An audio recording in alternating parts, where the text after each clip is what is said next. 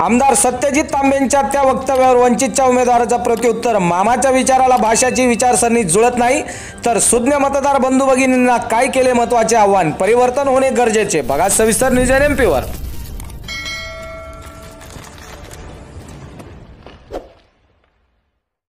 नमस्कार, जय हिंद जय भारत जय संविधान. News NMP मध्ये आपले सर्वांचे स्वागत. तर प्रेक्षकांनो, आज आपण आलेलो संगमनेर शहरातील वंचित बहुजन आघाडी यांच्या संगमनेर शहरातील संपर्क कार्यालय या ठिकाणी जर आपण बघितलं तर उमेदवार वंचित बहुजन आघाडीचे अजिजभाई मोरा हे आहेत. या ठिकाणी आपण यांच्याशी काही विषयावर चर्चा करणार आहोत आणि ते आपलं त्या विषयावर चर्चा करून आपलं मत व्यक्त करणार आहे. काही आव्हानं देखील या ठिकाणी वंचित बहुजन आघाडीच्या वतीनं मतदारांना आव्हान देखील करणार आहेत. तर आपण सर्वप्रथम न्यूज NMPच्या माध्यमातून अजिजभाई काय मत व्यक्त करणार आपण? नमस्कार, अस्सलाम वालेकुम, जय हिंद जय भारत. अजिजभाई, निवडणुकीचा काळ जवळपास संपत आलेला आहे. अवघे 2 दिवस उरलेले आहेत. कमी वेळात आणि कमी शब्दात मतदारांना कशी जनजागृती करणार आणि सर्वप्रथम आव्हान काय करणार मतदारांना आपण? मी आपल्या न्यूज NMPच्या माध्यमातून सर्वांना विनंती करतो की मी वंचित बहुजन आघाडीचा अधिकृत उमेदवार विधानसभा 217 संगमनेर. मी आपल्या सर्वांना विनंती करतो की येणाऱ्या 20 तारखेला आपण सर्वांनी मला जास्तीत जास्त मतांनी निवडून द्यावे. कारण मी सर्वसामान्य कुटुंबातला उमेदवार आहे आणि श्रद्धेय बाळासाहेब आंबेडकर वंचित बहुजन आघाडीच्या माध्यमातून आज महाराष्ट्रामध्ये जी भूमिका घेऊन चालत आहे ती भूमिका घेऊन मी आपल्या समोर आलेलो आहे. आणि ती भूमिका जी आहे ती प्रतिनिधित्वाची आहे.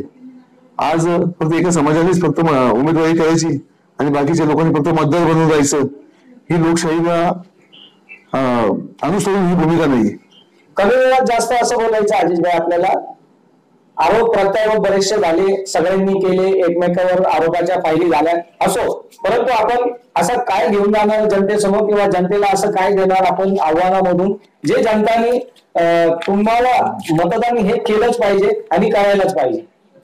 त्या प्रस्थापित राज्यकर्त्यांनी या ठिकाणी प्रत्येक समाजाची या ठिकाणी दिशाभूल केलेली आहे आणि त्यांनी निवडणुकीला समोर जाताना आवाहन केलं, वेगळं आवाहन केलं आणि निवडून आल्यानंतर वेगळ्या भूमिका घेतल्या.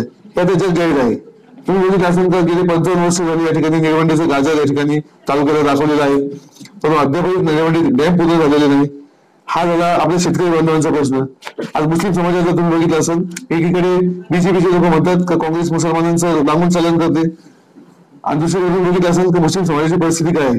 एकही मेडिकल कॉलेज नाही, एकही कारखाना नाही, एकही दूध संघ नाही. हे सगळं तुम्ही बघितलं असेल तर विशिष्ट समाजाकडे आहे आणि ते सगळे मुस्लिम नाही तर हिंदू आहेत. आणि म्हणून बीजेपी एकीकडे मुस्लिमांचा अपप्रचार करतो काँग्रेसच्या बाबतीत आणि काँग्रेस मुसलमानांना कोणतं संरक्षण देत नाही, कोणतं शिक्षण देत नाही, रोजगार देत नाही. मग अशा भूमिकेमध्ये मुस्लिमांनी, मागासवर्गीय समाजांनी, ओबीसी बांधवांनी माझ्यासारख्या सर्वसामान्य माणसाला संधी दिली, निवडून दिलं, तर मी नक्कीच त्याच्यासाठी प्रामाणिक प्रयत्न करेन. आणि थोडस थांबवतो तुम्हाला, कारण की आता जो विषय तुम्ही घेतला त्या विषयालाच अनुसरून मी बोलतोय. आमचा प्रश्न असणार, जनतेचा प्रश्न असणार. थोडक्यात दिल्ली नाका संगमनेर मध्ये विविध ठिकाणी दिल्ली नाका असेल, तीनबत्ती असेल, गवलीपुरा, मोगलपुरा, नायकोडपुरा या भागामध्ये मुस्लिम बहुल इलाक्यामध्ये बऱ्याचशा मिटिंगा झाल्या महाविकास आघाडीच्या आणि त्यामध्ये ज्यांना तुम्ही प्रस्थापित म्हणता आणि त्यांना आमदार सत्यजित तांबे म्हणतो यांनी मतं खाण्यासाठी तुम्ही उभे आहात असं त्या सभेमध्ये त्यांनी वक्तव्य केलेलं. कसं बघता आपण याला? नाही, मला तरी वाटतं की माझ्या उमेदवारीमुळे या ठिकाणी प्रस्थापितांची मानसिकता ढासळलेली आहे आणि अतिशय वैफल्यग्रस्त होऊन त्यांनी हे मत मांडलेलं आहे. आणि अतिशय हे जे वक्तव्य त्यांनी केलेलं हास्यास्पद आहे. कारण मी वंचित बहुजन आघाडीच्या माध्यमातून आदरणीय बाळासाहेब आंबेडकर साहेब यांच्या आदेशाने या ठिकाणी जी उमेदवारी करत आहे ती सर्व समाज घटकांचं प्रतिनिधित्व करण्यासाठी करत आहे. मग त्यामध्ये धनगर बांधव असतील, माळी समाजाचे असतील, वंजारी समाजाचे असतील, मागासवर्गीय समाजाचे असतील, वंचित मराठा असेल, वंचित मुस्लिम असतील, आदिवासी असतील, या सर्व समाज बांधवांना न्याय देण्यासाठी ही माझी भूमिका आहे आणि त्याच्यासाठी मी एवढं करत आहे. आणि मला एका समाजापुरतं मर्यादित करून या ठिकाणी ते जे बोललेले आहेत हे अतिशय चुकीचं आहे. आणि ते जर मला एका समाजापुरतं मर्यादित करत असेल, मर्यादित करण्याचा प्रयत्न करत असेल तर बाकी लोकांनी सुद्धा अभ्यास केला पाहिजे की यांची मानसिकता काय आहे आणि निवडणूक आयोगाने त्यांच्यावर आम्ही तर म्हणतो कारवाई केली पाहिजे. या ठिकाणी त्यांचे जे मामा आहेत बाळासाहेब थोरात साहेब हे भावी मुख्यमंत्री आहेत. काँग्रेस पक्षासारख्या धर्मनिरपेक्ष पक्षाचं ते लेबल लावून या ठिकाणी भूमिका मांडतात. की आमचा हा जो पक्ष आहे काँग्रेस हा न्याय, समता, बंधुता याच्यासाठी हे प्रस्थापित करण्यासाठी प्रयत्न करतोय आणि त्यांनी हे केलेलं आहे. तशी जर त्यांची भूमिका असेल तर या ठिकाणी त्यांनी प्रत्येक समाज घटकाला आमदार बनवण्यासाठी प्रयत्न केला पाहिजे. दरवेळेस वेगवेगळ्या लोकांना वेगवेगळ्या जाती समूहांना या ठिकाणी प्रतिनिधित्व दिलं पाहिजे. आणि त्याचाच एक भाग म्हणून जर आज एक मुस्लिम समाजाचा माझ्यासारखा सुशिक्षित मुलगा या ठिकाणी उभा आहे तर त्यांनी स्वतः अत्यंत वय झालेले आहे, ते थकलेले आहेत, खूप त्यांनी समाजसेवा केली असं त्यांचं म्हणणं आहे, तर त्यांनी थोडा आराम करावा आणि माझ्यासारख्या सर्वसामान्य माणसाला संधी द्यावा, मला तन मन धन सगळ्या पद्धतीने मदत करावा. तर नक्कीच ते लोकांना सुद्धा वाटेल का खरंच त्यांची भूमिका प्रामाणिक आहे. नक्कीच तुम्ही वंचित बहुजन आघाडीतून आहे आणि वंचित बहुजन आघाडीचा 18 पगड जातीचा हा पॅटर्न चालत असतो. त्यामध्ये मुस्लिम हा एकटा समाज नाही किंवा जो कोणी इतर समाज असेल तो एकटा नाही, 18 पगड जातीचा. तुम्ही मुस्लिम समाजाला काय आवाहन करणार याच विषयावर? आता या ठिकाणी बघा, मी सगळ्यांचं प्रतिनिधित्व करण्यासाठी आलेलो आहे, फक्त मुस्लिम समाजाचं नाही. पण तुम्ही जर प्रश्न विचारला तर मी तुम्हाला सांगू इच्छितो की मुस्लिम समाजाने मागच्या निवडणुकीला आघाडीच्या उमेदवारांना बरोबर मतदान केलं. मग ते वाकचौरे साहेब असतील, लंके साहेब असतील, बाकी जिल्हे बाकी कडे सोडून दिलं. खूप मोठ्या प्रमाणात मुस्लिम समाजाने, मागासवर्गीय समाजाने देशाची लोकशाही वाचवण्यासाठी, संविधान वाचवण्यासाठी, मोदी सारख्या हुकुमशहाला त्यांची थांबवण्यासाठी खूप मोठ्या प्रमाणावर मतदान केलं. ही खूप चांगली गोष्ट झाली, मतदान केलं. परंतु त्यानंतर मुस्लिम समाजावर लव्ह जिहादच्या नावावर, धर्म परिवर्तनाच्या नावावर, गोहत्येच्या नावावर जी मॉब लिचिंग चालू आहे त्याविषयी ना वाकचौरे साहेब काही बोलले, ना लंके काही बोलले, ना बाळासाहेब थोरात काही बोलले. आणि काँग्रेस म्हणून ज्यांचे निलंबन झालेले डॉक्टर तांबे ते सुद्धा स्वतःला पुरोगामी म्हणतात आणि काँग्रेस सगळ्या स्वीटावर येत आहे, ते सुद्धा काही बोलले नाही. सत्यजित तांबे काही बोलले नाही, दुर्गाताई तांबे सुद्धा काही बोलले नाही. आणि त्या नवीन काय आलेल्या आहेत आमच्या जयश्रीताई थोरात, ते सुद्धा अजून काही बोललेले नाही. तर मग मोहम्मद पैगंबर साहेबांची बदनामी झाली, ते बाबा अपशब्द बोलले, त्यांच्याविषयी सुद्धा कोणी काही बोललं नाही. मग मुस्लिम समाजाचं मतदान वाया गेलेलं आहे. या लोकांना मतदान देऊन मुस्लिम समाजाचं मतदान वाया गेलेलं आहे. मुस्लिम समाजाचे प्रतिनिधी कमीत कमी मला मतदान केलं तर त्याला एक नेतृत्व तरी भेटेल माझ्या माध्यमातून. तर म्हणजे तुम्हाला विनंती आहे या ठिकाणी मुस्लिम बांधवांना, दलित बांधवांना, ओबीसी बांधवांना, ओबीसी बांधवांची सुद्धा खूप बदनामी केली आरक्षणाच्या बाबतीत इतर समाजांनी, ते सुद्धा बघण्यासारखं आहे. त्यांना सुद्धा असं कोणीतरी नेतृत्व पाहिजे. तर मी ओबीसी बांधवांना, मुस्लिम बांधवांना, मागासवर्गीय समाजाला, वंचित, शोषित, पीडित, गरीब मराठा समाजाला मी एक चांगलं नेतृत्व देण्याचं, त्याच्यासाठी भूमिका घेण्याचा प्रयत्न करेल. मी त्यांच्या हातासाठी या ठिकाणी भांडेल अशी माझी प्रामाणिक भूमिका आहे. म्हणून या सर्वांनी मला मतदान करावं आणि ही जी भांडवल सगळी प्रस्थापित झालेली आहे आपल्या तालुक्यामध्ये ती थांबवली पाहिजे. कारण की तुम्ही बघितलं असेल, एक हाती सत्ता दिल्याचे वाईट परिणाम नगरपालिकेत जनतेतून निवडून आले, सगळे नगरसेवक त्यांचे होते आणि मुस्लिम समाजाला एसटीपीच्या माध्यमातून किती हाल केले, उपोषण करावे लागतील, आंदोलन करावं लागतात. हे का होतं? याचं एकच कारण आहे, घराणेशाही.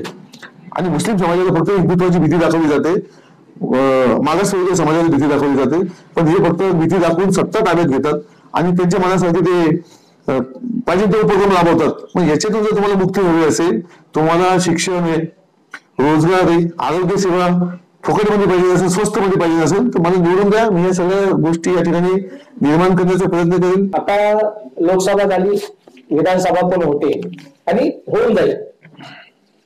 पुढे चालून नगरपालिका येणार आहे. नगरपालिकेमध्ये सक्षम असा नेता मुस्लिम समाजामध्ये आतापर्यंत का निर्माण झाला नाही, किंवा जे नगराध्यक्ष होतात त्या नगराध्यक्षामध्ये मुस्लिम समाजासाठी नेतृत्व मिळेल किंवा मिळण्या इतके मुस्लिम समाजामध्ये कुवत आहे किंवा नाही?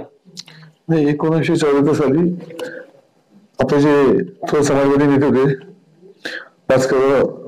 भास्कर नाना यांनी नूर मोहम्मद पहलवान यांना नगराध्यक्ष म्हणून उमेदवारी दिली आणि ते निवडून सुद्धा आले होते आणि खूप चांगलं काम, पारदर्शक काम या ठिकाणी त्यांनी केलं होतं आणि कोणत्याही भ्रष्टाचाराचा आरोप त्यांच्यावर आजपर्यंत नाही.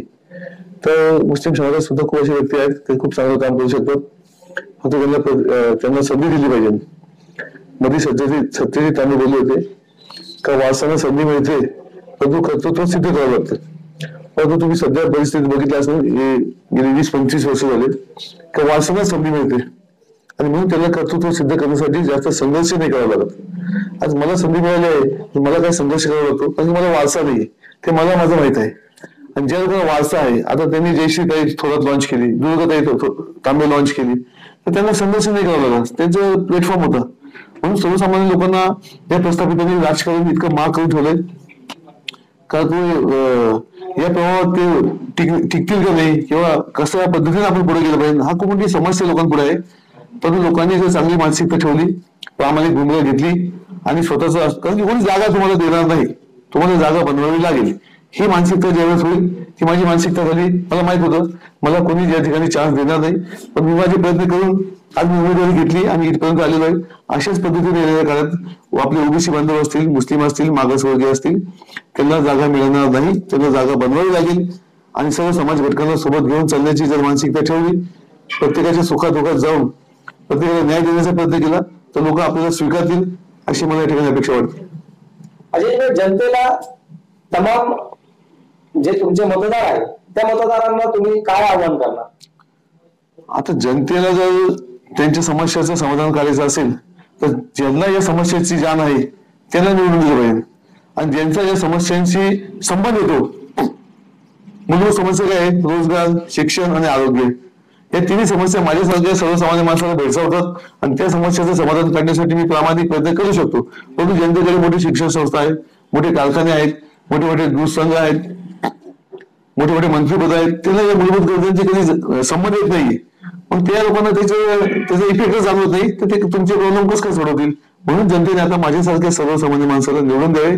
कारण मला माझ्या खूप गरजा नाहीत, मी खूप सर्वसामान्य आहे, माझं लिव्हिंग स्टाईल खूप नॉर्मल आहे, खूप हाय नाही. आणि त्याच्यामुळे मला निवडून दिलं तर मी खूप मोठी मंत्रीपद घेण्यासाठी धडपड करणार नाही, किंवा असे जे मोठे माझं काही मोठं शिक्षण संस्था, कारखाने सांभाळण्यासाठी मला सत्ता पाहिजे ना, अशी काही माझी भूमिका नाही. मला इथं आमदार केलं, मी चांगले कामं करेन, येणाऱ्या काळात नवीन युवकांना संधी देण्याचा प्रयत्न करेन, त्यांना गायडन्स करेन, हीच माझी भूमिका असेल. कालचा एक एपिसोड झाला आमचा, त्या एपिसोड मध्ये आठवडे बाजाराचा एपिसोड केला. त्या एपिसोड मध्ये कौल मात्र बाळासाहेब थोरातांना जाताना दिसला, आणि तो कौल होता विकास या मुद्द्यावर. आमचा कालचा विषय होता मतदान हे जातीवादावर झालं पाहिजे किंवा विकासावर झालं पाहिजे. तर नागरिकांचं मत आलं विकासावर झालं पाहिजे. बऱ्याचशा नागरिकांचा कौल आला का विकास हा बाळासाहेब थोरातांनी केला.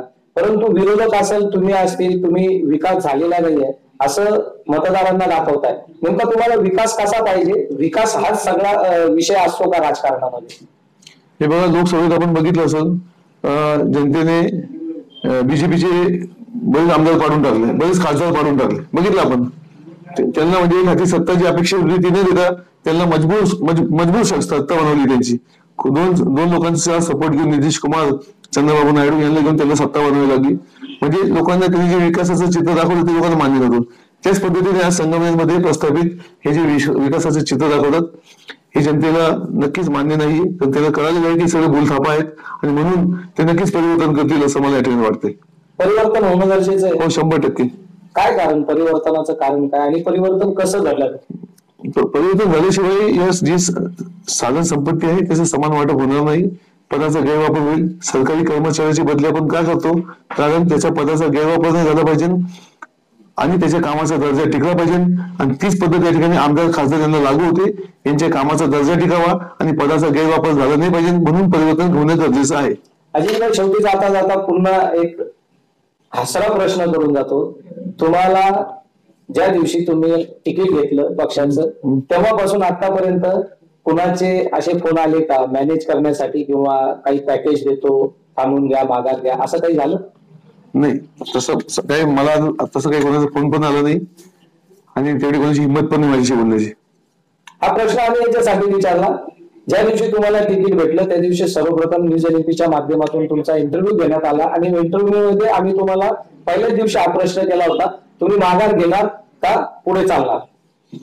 तर आज न्यूज एनपीच्या माध्यमातून शेवटचा एपिसोड पुन्हा तिथंच येतो आपला, का तुम्ही निर्भीडपणे या निवडणुकीमध्ये ठामपणे उभा राहिलात. सर्वप्रथम तर न्यूज एनपी कडून तुमचं अभिनंदन, आणि आमचे प्रेक्षक देखील तुम्हाला बऱ्याचशा आमच्या कमेंट बॉक्समध्ये अशा कमेंट झालेल्या होती की आजीज ओरा वंचितचा उमेदवार हा माघार घेईल, परंतु तुम्ही माघार नाही घेतला, आणि त्याचेच श्रेय तुम्ही आज मिळवू शकता. तुम्ही या माध्यमातून जनतेला काय आवाहन करणार आणि जनतेचे आभार कसे मानणार? नाही, देशाची लोकशाही टिकवायची असेल तर आणि सर्वसामान्य नेतृत्व पुढे गेले पाहिजे अशी जर आपल्याला वाटत असेल तर युवकांनी, तरुणांनी पुढे यायला पाहिजे. संविधानाचा अभ्यास करून लोकशाहीला समजून घेऊन भूमिका मांडल्या पाहिजे. जे प्रस्तावित असतील, मग ते केंद्रातले असतील, राज्यातले असतील, गावातले असतील, गल्लीतले असतील, या सर्वांच्या विरोधात यांनी केलेल्या चुकीच्या कामाच्या बाबतीत भूमिका मांडल्या पाहिजेत आणि प्रतिकार केला पाहिजे. एवढीच माझी अपेक्षा आहे. मी माझ्या मतदार बंधू भगिनी यांना विनंती करेल की येणाऱ्या 20 तारखेला वंचित बहुजन आघाडीला गॅसच्या टाकीला अनुक्रमांक 5 या नंबरवर बटन दाबून मला जास्तीत जास्त मतांनी निवडून आणावे. त्याचप्रमाणे आपल्या देशाची जी लोकशाही आहे त्याचा आनंद घ्यावा. निवडणुकीच्या माध्यमातून आपसात जे मतभेद झाले असतील, काही वैचारिक मतभेद असतील, व्यक्तिगत मतभेद असतील, ते सगळे बाजूला ठेवावे. या लोकशाहीचा आनंद घ्यावा. निवडणूक 5 वर्षातून एकदा येते, परंतु आपले सगळ्यांचे संबंध हे कायमचे असतात. आपण तालुक्यात सगळ्यांच्या एकमेकांच्या सुखादुखात असलं पाहिजे. ही भूमिका ठेवून मी विनंती करतो की निवडणुकीनंतर आपसातलं जे काही असेल मतभेद ते बाजूला ठेवा आणि गुन्हेगाराने राहावे. एवढीच मी विनंती आणि आवाहन करेन.